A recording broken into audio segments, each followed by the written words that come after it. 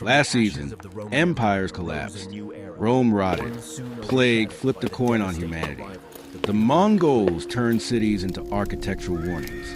You survived all of that, which means you're either very lucky or historically irrelevant. Unfortunately, you have spawned into 1789 France, and this time, the empire isn't collapsing from the outside.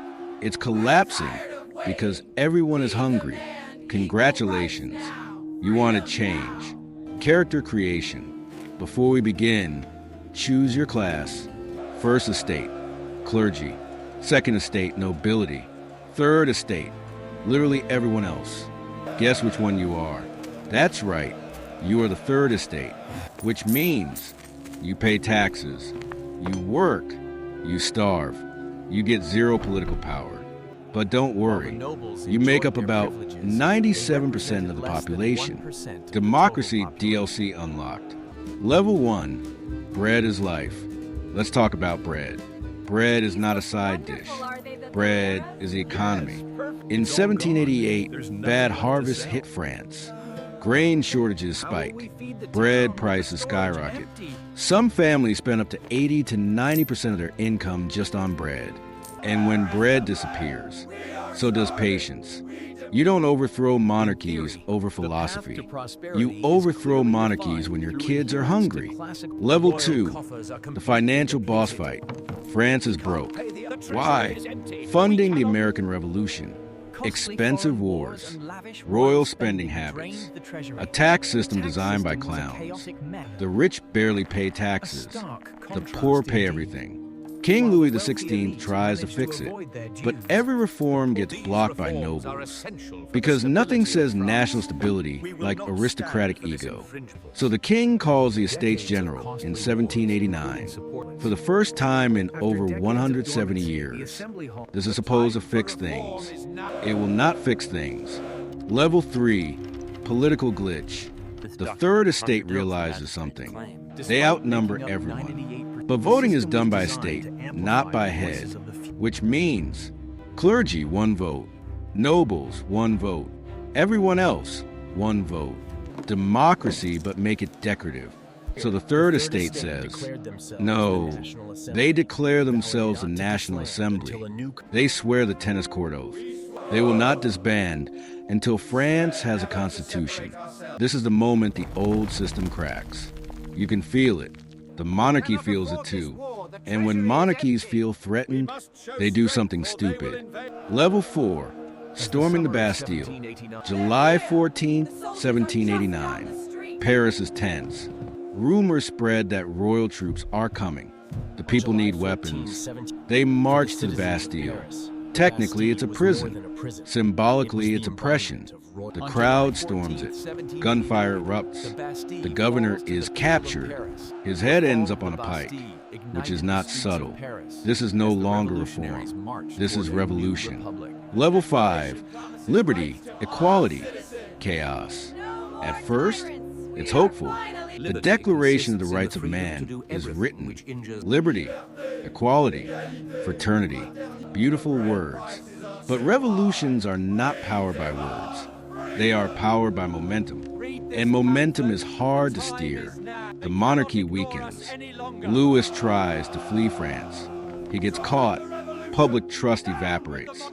War breaks out with Austria and Prussia because nothing stabilizes a revolution like foreign invasion. Level 6, the guillotine unlocked. Now we enter the reign of terror. Robespierre rises. He believes virtue must be protected, and terror is the tool of virtue, which is a sentence that should worry you. The guillotine becomes efficient, quick, democratic. Anyone can lose their head. Nobles, priests, peasants, former revolutionaries, even Robespierre's allies. If you are too moderate, suspicious. Too radical, also suspicious. Too quiet, why are you quiet? Too loud, why are you loud? Congratulations, you have unlocked Revolutionary Paranoia Mode. Level 7, Daily Survival. Let's build your survival guide. 1, don't be rich. 2, don't defend the king. 3, Don't criticize the revolution. 4. Don't criticize the revolutionaries. 5. Don't criticize the critics of the revolutionaries. Basically, be invisible, but even invisibility is risky because neighbors denounce neighbors. Public accusations require little proof. Trials are short. The blade is sharp. Level 8. The revolution eats itself. Between 1793 and 1794, thousands are executed. The atmosphere is feverish. Revolutionary committees patrol morality, and eventually, people get tired. Robespierre becomes too powerful, too rigid, too terrifying. So they arrest him. And yes, he meets the same blade.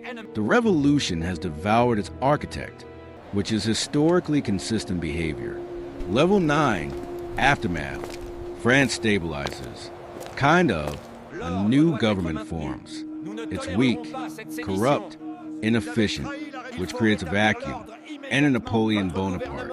Young, ambitious, good at war. He promises order. France trades chaos for empire. Again, because history loves sequels. Survival analysis. Let's assess your odds. If you are poor and quiet, decent chance.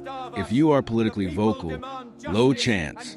If you are aristocracy, very low chance.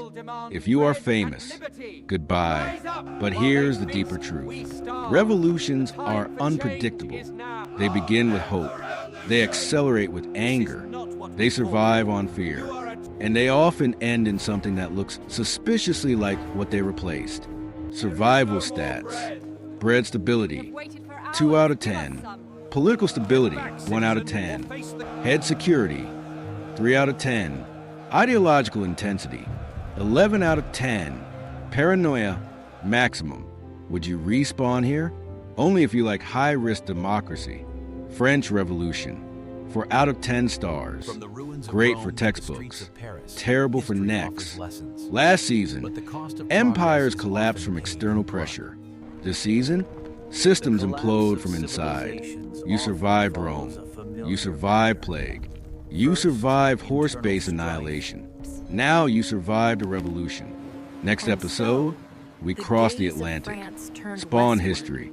Games have never been fair.